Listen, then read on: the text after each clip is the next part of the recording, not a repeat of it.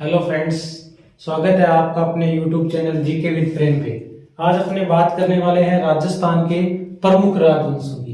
राजस्थान के जो राजवंश हुए हैं इनमें ज्यादातर जो जाति रही वो राजपूत जाति रही। तो सबसे पहले हमें ये पता होना चाहिए कि राजपूत जाति की उत्पत्ति कैसे हुई है।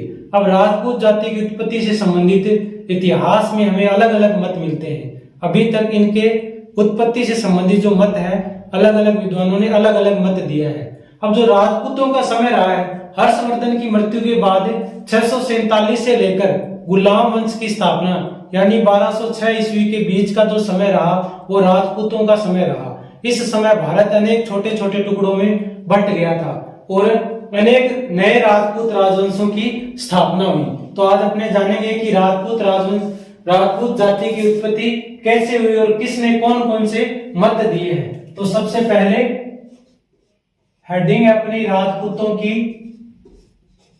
उत्पत्ति। अब राजपूतों की उत्पत्ति से संबंधित अलग अलग विद्वानों ने अलग अलग मत दिए। इनमें सबसे पहला जो मत आता है वो है अग्निकुंड से उत्पत्ति, या इसे बोल देते हैं अग्निवंशीय मत। अग्निवंशीय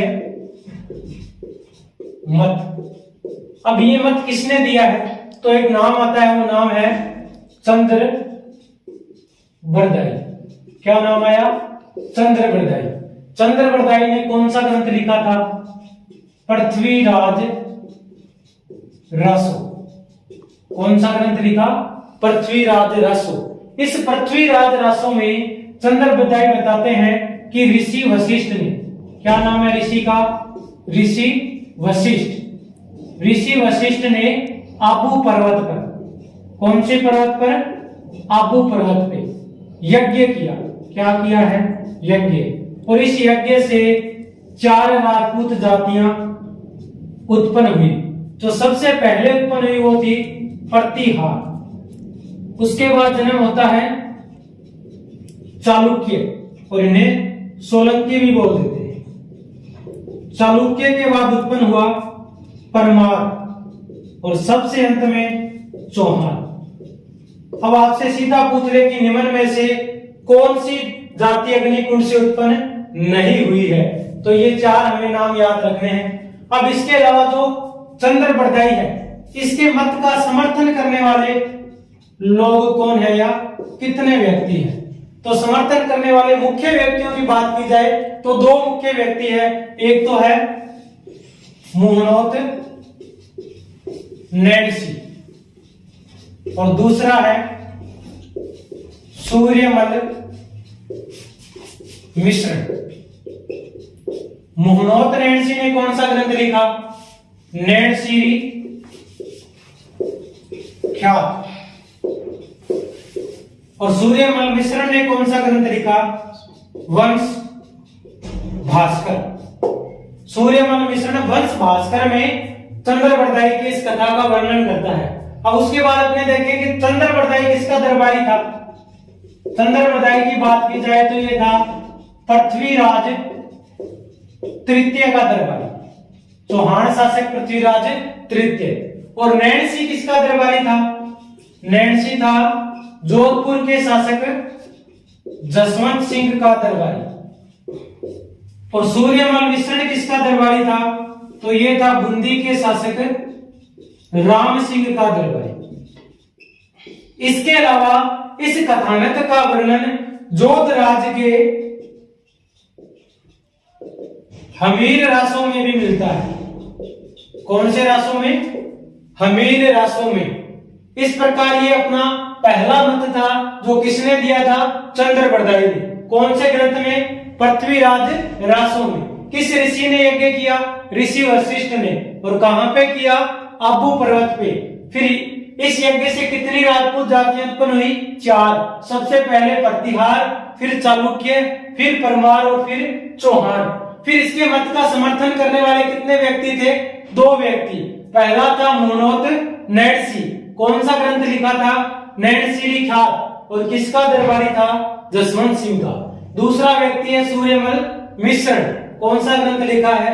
वंश भास्कर। और किसका दरबारी था? बूंदी के शासक राम सिंह का। और इसके अलावा ये कथानक मिलता है जोध राज द्वारा लिखित हमीर रासों में। उसके बाद अपना दूसरा मत है विदेशी जाति की संतान। दूसरा मत कौन सा है? विदेशी जाति की संतान। ये मत देने वाले सबसे पहले नाम आएगा कर्नल जेम्स टोड। इसे कहा जाता है राजस्थान के इतिहास का पिता। अब इसने कौन सा ग्रंथ लिखा था? Annuls and antiquities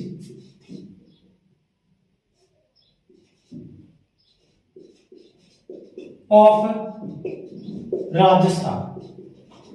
annuls and antiquities of Rajasthan, ये ग्रंथ किसने लिखा? कर्नल जेम्स टोड ने। लेकिन इसका जो संपादक था वो था विलियम क्रुक। तो सबसे पहले विदेशी जाति का मत देने वाला व्यक्ति कौन है? Colonel James Tod. अब इसका समर्थन भी कौन कर रहा है? William Crooke. इसके अलावा वी.ए. स्मिथ, ये भी इसका क्या कर रहे हैं? समर्थन कर रहे हैं। और तीसरा व्यक्ति है डी.आर. भंडारकर। इसके अलावा डॉक्टर ईश्वरी प्रसाद ने भी इस मत का क्या किया है? समर्थन किया है। मत देने वाला व्यक्ति है कर्नल जेम्स टोड। इसकी पुस्तक का नाम है annuls and antiquities of Rajasthan. इस पुस्तक का संपादन किसने किया? विलियम क्रुक ने। फिर इस मत का समर्थन एक तो विलियम क्रुक हो गया, इसके अलावा वी.ए. Smith, D R. भंडारकर और Ishwari Prasad. Colonel James Tod ने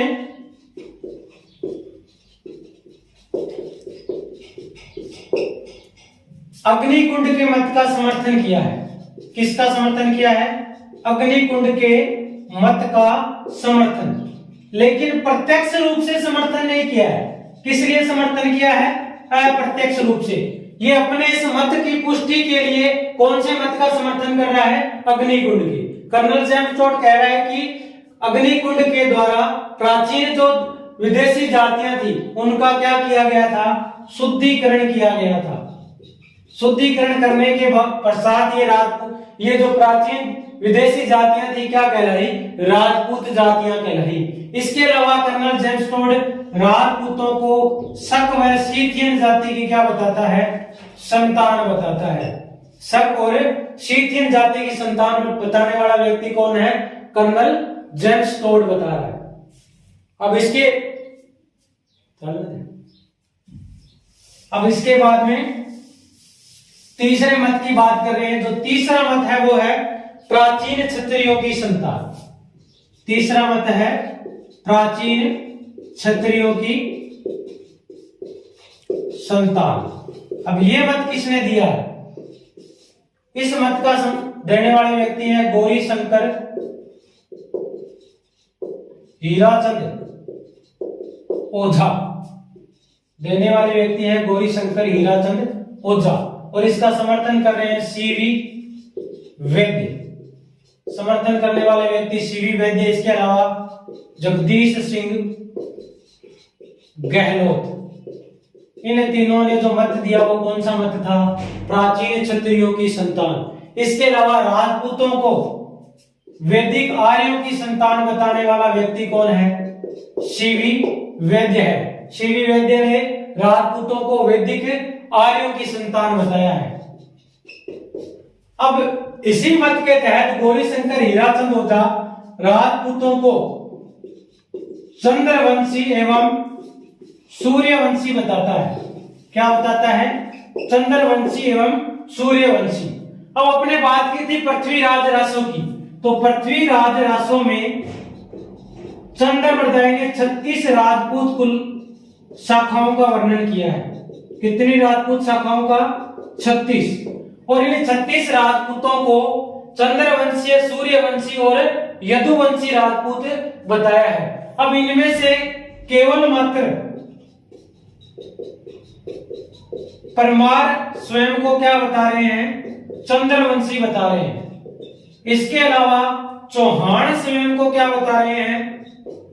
चौहान वंश स्वयं को सूर्यवंशी बता रहा है। और इस बात की पुष्टि होती है हर्ष अभिलेख से, जो कहां से मिला है? सीकर से मिला है, हर्ष अभिलेख सीकर। इसके अलावा हमीर महाकाव्य, हमीर महाकाव्य किसने लिखा था? नयन चंद्र सूरी ने लिखा। इसके अलावा पृथ्वीराज विजय, ये किसने लिखी थी? जयानक ने लिखी थी। इन 3 ग्रंथों से हमें किस बात की पुष्टि होती है कि चौहान स्वयं को क्या बता रहे हैं? सूर्यवंशी बता रहे हैं। इसके अलावा अगर प्रतिहारों की बात की जाए तो प्रतिहार वंश सूर्यवंशी था। इस मत की पुष्टि कैसे होती है? एक तो भोज का है ग्वालियर अभिलेख, और बाउक का है जोधपुर अभिलेख। इन दोनों अभिलेखों में प्रतिहार स्वयं को राम के भाई लक्ष्मण का वंशज बताते हैं। तो राम का भाई लक्ष्मण स्वयं क्या था? सूर्यवंशी था। इसी के अकॉर्डिंग प्रतिहार भी क्या है? सूर्यवंशी माने जाते हैं। और राठौड़ों को जालोर और नाडोल से मिले अभिलेखों के आधार पे सूर्यवंशी बताया गया है। बात करने वाले हैं चौथे मत की। जो चौथा मत है वो है ब्राह्मण वंश से उत्पत्ति। ब्राह्मण वंश से बताने वाले व्यक्ति कौन कौन है? तो सबसे पहले अंतिम मत है ब्राह्मण वंशीय। ब्राह्मण वंशीय मत, ये मत दिया है एक तो व्यक्ति है दशरथ शर्मा, इसके अलावा गोपीनाथ शर्मा, वीएन पाठक। ये 3 व्यक्ति हैं जो राजपूतों को किस वंश से वो मान रहे हैं? ब्राह्मण वंश से राजपूतों की उत्पत्ति मान रहे हैं। इसके अलावा चौहानों को भी क्या बता रहे हैं? चौहान वंश को ब्राह्मण वंश से उत्पत्ति मानी है। इसकी जानकारी मिलती है बिजोलिया शिलालेख से। बिजोलिया शिलालेख में वासुदेव चौहान के उत्तराधिकारी सामंतों को वत्स गोत्रीय ब्राह्मण बताया गया है। वत्स गोत्रीय ब्राह्मण। इसके अलावा कायम खान रासो में भी, कायम खान रासो किसने लिखा? कवि जान ने। कवि जान ने भी बिजोलिया शिलालेख के इस मत का समर्थन किया है। इस आधार पे चौहान वंश को क्या माना गया है? ब्राह्मण वंशीय माना गया है।